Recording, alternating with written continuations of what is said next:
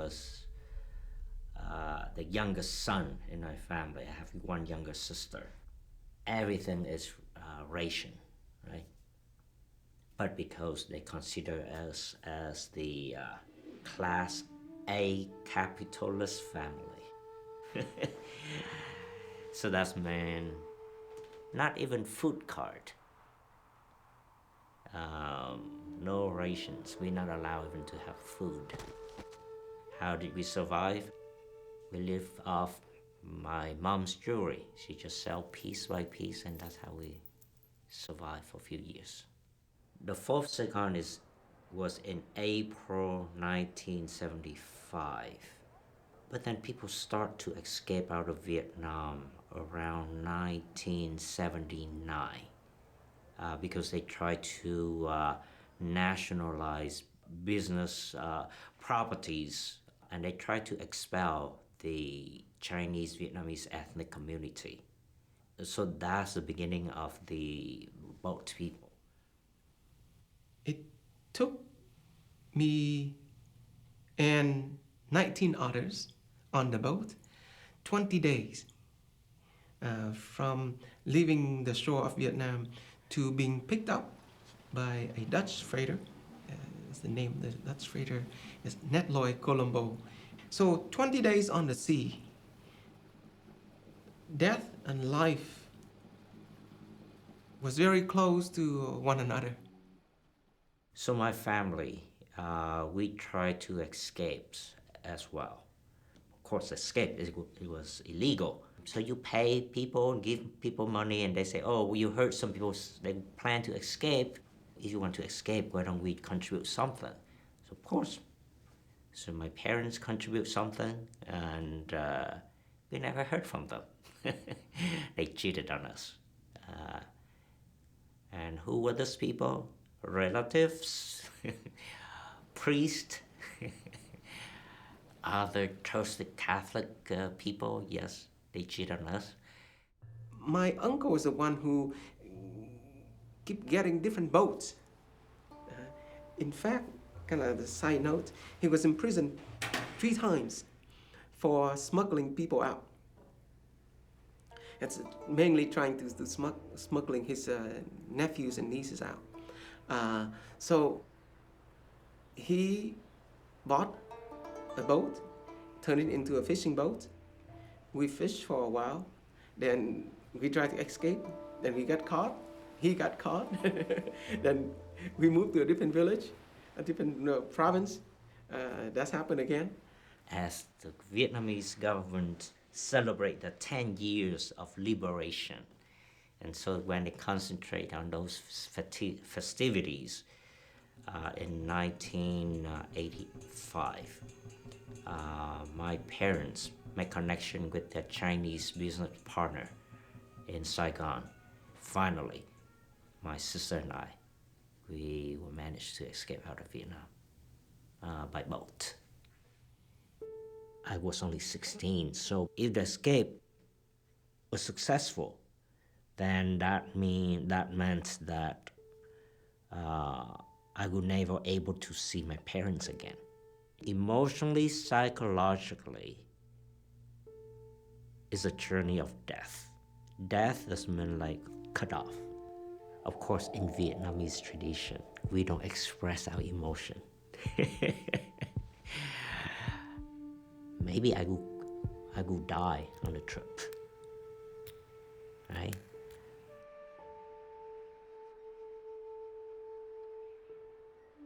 Or my parents will never make it escape out of Vietnam.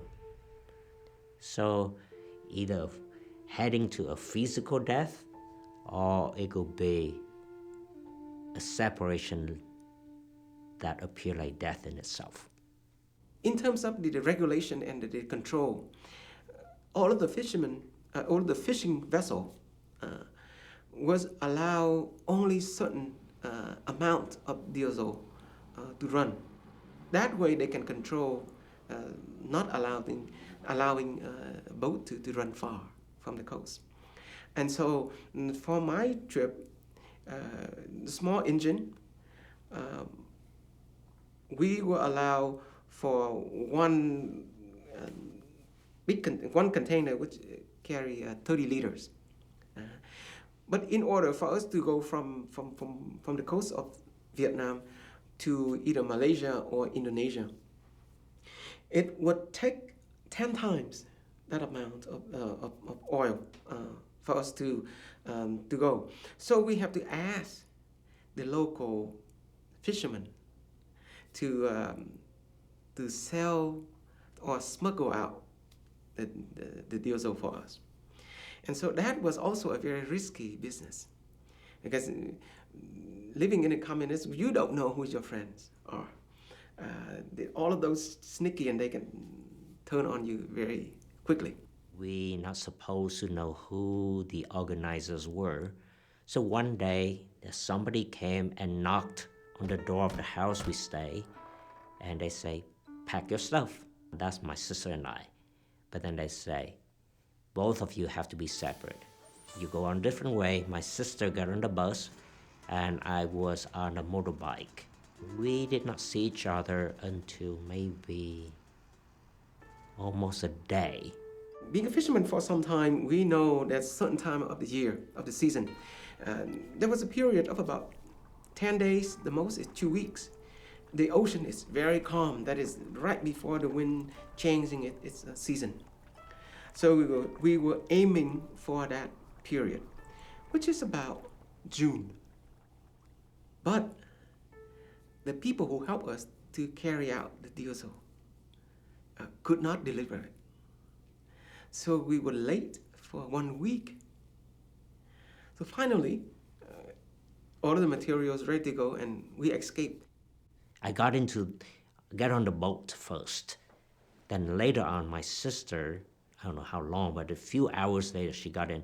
And I remember my sister saw me, caught my side. She reached out her hands and grabs my hands, and she squeezed my hand and just said, okay, we are back together. The first 4 days, the ocean was super calm. But in the 5th days, my goodness, the first storm of the season, start hitting us. The storm of the season blew us back to Vietnam. And so we keep running against the wind. So instead of running closer and closer to Malaysia, we were just heading out, but we were drifting all the way somewhere in the middle of the ocean. We get caught in the storm. And the boat lost its power. The fishermen, they could not start the boat. And the waves just tossing the boat back and forth, back and forth. So I remember that time I just said, well, could not do anything. So I sat quietly, and Our Father, and then I lay down flat on the floor of the boat and try to sleep through it. And say, oh, if I die, okay. That's how I go down into the ocean this way. During those days, we were on the international waters. We saw a lot of freighters on the international waters. And so we would run to them, hoping that they would give it a ride. But one after another, big kind of chunks of smoke came out and they ran. So it was sad and kind of depressing. Water, we have to conserve water. Each day, each person got one little cup of water and that's it. But then on day 18, one of my cousins died because he couldn't handle the cold, lack of enough food and water. My uncle refused to toss him over because he said that I am responsible for his parents, to his parents. What if we make it to the other shore? What if they ask, what happened to my son? Okay. So he's gonna stay on the deck. So he stayed on the deck, and looking at him was so depressing. So there was a tarp, a small tarp. So we cover him, yeah, as a piece of wood, hang him in the back, so that we won't see him, we won't smell him. And if we ever make it to the other shore, he will bury this nephew of his. We had, I remember, the last 10 liters of diesel. And that night, we saw from a distance there was a light. So we were so happy there was a light, and it's stationary, it's not moving. So we said, okay, this is the last chance. We're gonna run to that light. If it is a boat, if it's not picking us up, that's it. We're gonna wait and for however long, and we're gonna went under. So fortunately, by the time we arrived at this light, it turned out to be the freighter. Natloy Colombo is the name of the boat. We make noise, we burn torches, and so they pick us up. The captain would not allow us to bring his body up for two reasons. For one, it's a sanitary reason. Two, it's the policy of the ocean. If you die in the ocean, you bury in the ocean. The boat sank, our fishing vessel sank very quickly. In fact, we saw it sank about less than an hour when we came up to the big freighter. And so my cousin went with that fishing vessel. That memory, that image, I think it's hard for my uncle, for us. Death and life was so close. And then when we arrived at the camp, I have to say, I was in the boat for more than 10 days. I could not go to the toilet until maybe a week later. My body just shut down and it's just stopped working or something. It's just for survival. And then when we arrived at the main camp, Galang, in Indonesia, deep down, I felt a sense of envy when I look at other people around my age. They managed to escape with their family, with their parents. So yeah, completely defenseless. Yeah, like fish out of the water. So I remember when I first in the US, people asked me, oh, you must miss your parents. Oh, you must miss your family. And with all honesty, I had no feeling. It's not really. I'm just trying to survive, and I just accept that's a fact. So I did not afford myself to feel sorry for myself. Yeah. And maybe that's part of the Tet celebration helped train me. Everything could be perfect. No one should know anything about my emotion. Everything is under control. During those days, I promised myself that if I arrive to the other side of the shore, being rich will not be the goal of my life. There will have to be something else that's more meaningful. So that's how the vocation began. And I was what's called the Master of Novices. I was in charge of the young men when they enter the Jesuit order. I had never met Chan until he showed up at the novitiate, but I had heard a lot about him. And one of the things I remember about him in the novitiate is him sharing with us some photos that were taken when he was rescued at sea in his journey from Vietnam to the refugee camp. He showed us a photo and he was covered with soot from head to toe. but he has this enormous smile on his face. And I've seen that smile very often through the years. Lan was a very different, because he's more introverted. He's thoughtful, he's funny, he's wise. In all of my interactions with him then and now, we're still with both of them. You know, we are still, that's a bond that you never lose. It's like having sons. My first day teaching at LMU, and I walk from a Jesuit community to the classroom. I just said to myself, oh my God, 30-something years ago, I could not barely able to say a word in English, and now I'm going to teach as a professor. The biggest struggle is language. Culture-wise as well. But, you know, I have been very lucky that wherever I went, there's always a Vietnamese community in that area. And they embraced me, they took me into their place, their homes. That's where I get my rice, my fish sauce. I got all my stinky food, but that's where I feel home. I've been back to Vietnam twice. It was a good turning point, a closure experience.